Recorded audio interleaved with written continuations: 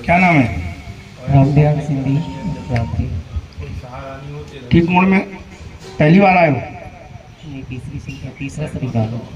अर्जी लग गई पहले? कैसे लगा दरबार?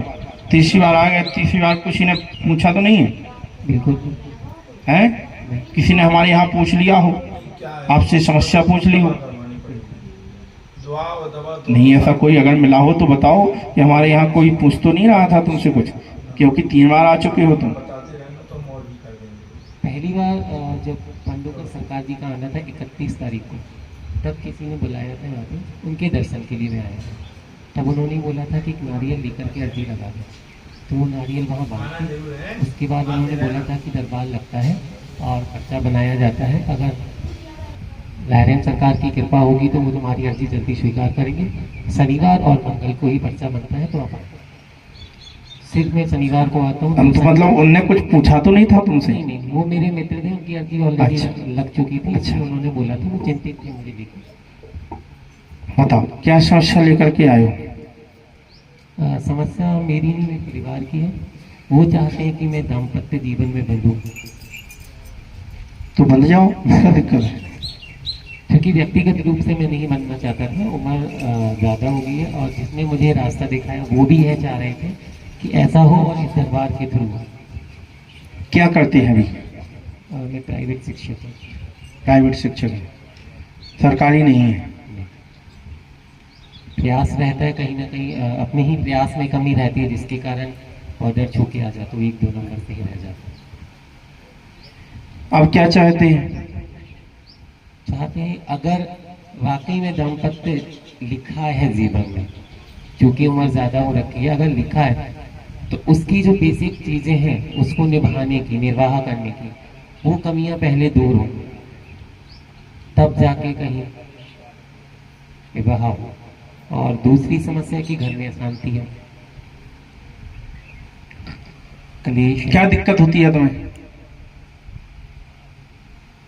बताओगे तभी तो हम बता पाएंगे, और नहीं बताओगे तो हम कैसे बताएं? इस पर्चे को स्क्रीन कर दो, लो तुम बाद में देख लेना। ये स्क्रीन चल रहा है, लहरें सरकार धाम यूट्यूब लाइव चल रहा है, आप देख सकते हैं इनकी क्या।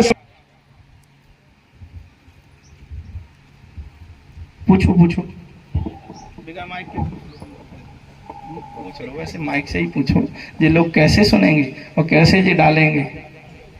क्यों भैया? जब ये नहीं बताएंगे तो पर्चे में क्या लिखा है कैसे पता? जल्दी बताओ, इतना समय नहीं है। जो था वो मैं बता चुका कि व्यक्तिगत कोई समस्या है जिसको लेकर के मैं बंधन में नहीं बनना चाहता था। दूसरा अभी तक यही विचार था कि जब तक नौकरी नहीं तब तक नहीं। अब वो एक अलग मैटर हो गया। हमने लिखा है, आपका नाम क्या है? रामदयाल सिंधी लिखा है? जी बिल्कुल, यही नाम है जी। हमने लिखा है, आपका नाम रामदयाल है, हनुमान जी का पत्र है, मन कार्य नहीं करता है, घर में अशांति चलती रहती है, आपकी शादी को लेकर के परेशान रहती है, लेकिन आपके अंदर कोई एक समस्या है, कुछ रोग की समस्या है, उसके कारण से आप आगे नहीं जाना चाह रहे हैं। सही है? लाभ होगा, हनुमान जी कृपा करेंगे, आप आएंगे, बराबर आएंगे तो कार्य होगा। और अभी आपकी व्यापार योग बढ़ेंगे, वहाँ से जॉब अभी हो नहीं पा रही है। पितर आपके परेशान किए हैं। दादा का नाम क्या है? श्रीमत। हमने भी लिखा है कि श्रीमल आपके पितर हैं, तो वो परेशान किए, हनुमान जी कृपा करेंगे। आशीर्वाद एक और है, मसानी शक्ति है, जिसको हम लिख दे रहे हैं। उनकी तो मौत खत्म हो गया है, या कुछ हो रहा है साथ, उसकी बात भी पितर परेशान करती है। इसमें लिखा है मसानी, ये मसानी शक्ति है, ये आपको परेशान की है। अच्छा ये बताओ, अभी हमने इतना कथा सुनाई, कब से बैठे हो यहाँ? इसमें मंत्र लिख दे रहा है, क्रिया लिख दे रहा है, इसको करना होगा। मैं 5 बजे आ गया था, 5 बजे से बैठा।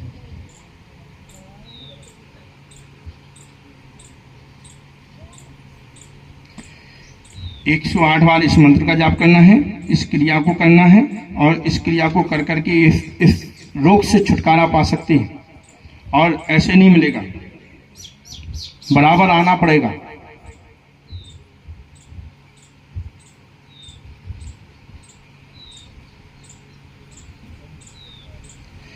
शादी की डेट हमने लिख दी है,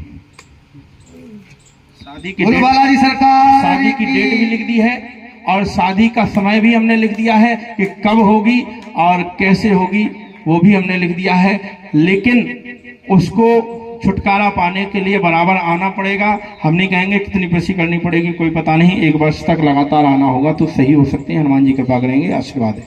और इन्होंने अभी हमसे एक सवाल किया कि पितर को हम कहाँ छोड़ के आए गया जी हैं, तो वही हम अभी सुना रहे थे कथा। शायद आप पहले सुना चुकी होंगी वो। हाँ, तो धुंधकारी को 1000 बार गोकर्ण जी ने जाकर के गया जी ले गए कि ये चले जाएं मेरे भैया यहाँ से छुटकारा पा जाएं, लेकिन नहीं पा पाए।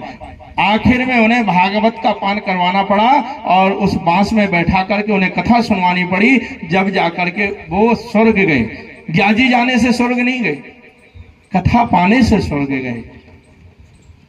तो कुछ चीजें ऐसी होती हैं कि हमारे मनोबुद्धि जो जीते जी चलती हैं वो मरने के बाद पुनः बनी रहती है, इसलिए हमें मोक्ष नहीं मिल पाता है और हम ग्याजी से जाने से सही नहीं हो पाते हैं। लेकिन जीते जी आपने अच्छे कर्म किए हैं तो एक बार ग्याजी जाने के बाद पूर्ण चले जाते हैं।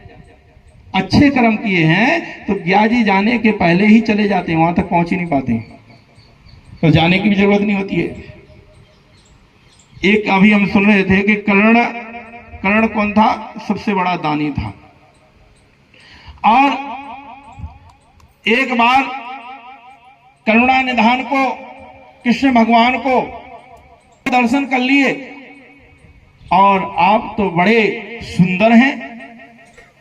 तो कृष्ण भगवान कहते हैं कि राधा जी मैंने तो कभी देखा ही नहीं आपको, तो आपने मुझे नहीं देखा तो कैसे हो गए, आपने दर्शन कैसे कर लिया? उन्होंने कहा मैंने आंखों के द्वारा दर्शन नहीं किए हैं, लेकिन कर्ण के द्वारा दर्शन किए हैं। कर्ण का मतलब इंद्रियां भी होती हैं, इंद्रियों के द्वारा मैंने दर्शन किए हैं। अब सोना जो दान करता है उसे कर्ण कहते हैं। एक सोना भी देखिए कई प्रकार के होते हैं, एक सोने को भी सोना कहते हैं, कहते कि नहीं कहते? सोने वाले व्यक्ति को सोना कहा जाता है कि सोना है उसे। एक वस्तु को सोना कहा जाता है, एक इंद्रियों को सोना कहा जाता है। सोना दान वही कहलाता है जो सोए ना, उसे नींद से दान दे दिया, सोने से दान दे दिया।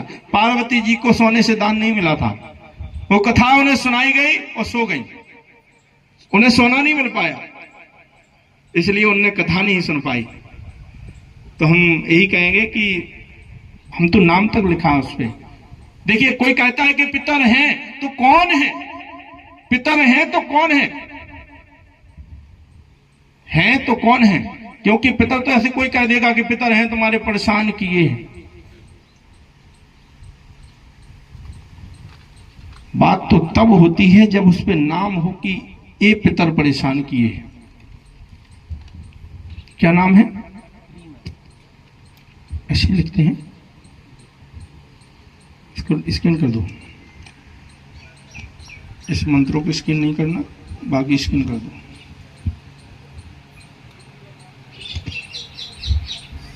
आपने भेजा था, ले लो, इसे लेना है, मैंने दिखाना, पर्चा दिखाना उन्हें।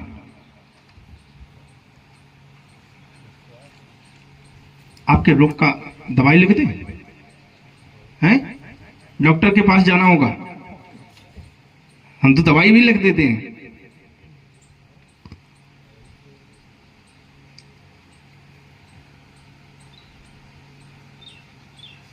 हमने यहाँ बीच में लिख रहे हैं क्योंकि जगह नहीं है। हाँ, ब्रैकेट बना देगा।